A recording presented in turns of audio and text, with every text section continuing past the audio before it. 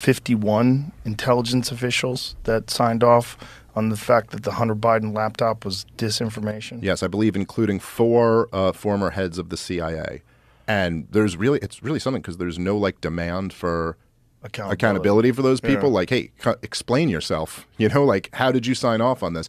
Blatant election interference, they really did. I mean, they suppressed the October bombshell that would have very likely tipped the election in Trump's favor. Yeah.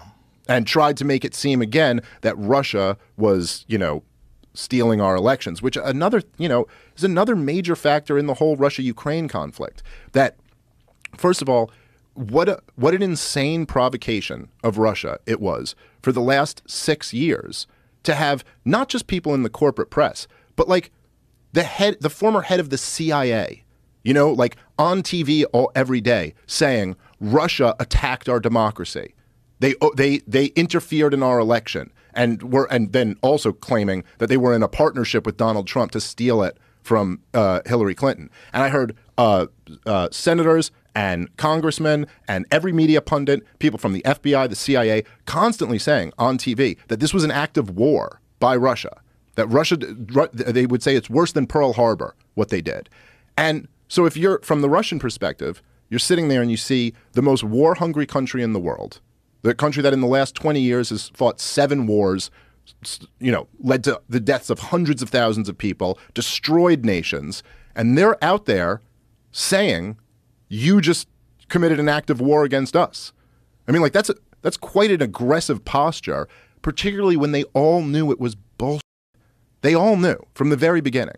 And so you had all of that, and then they tried to do it again in 2020, claimed this was a Russian operation to interfere in the election.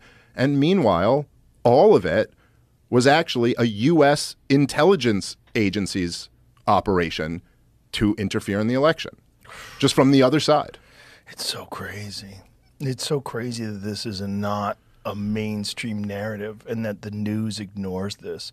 They also ignore during the debates when Joe Biden was saying that, my son didn't make any money over there and I didn't, I have nothing to do with my son's business. Like, it's all lies. It's all easily proven and there's nothing. Yeah.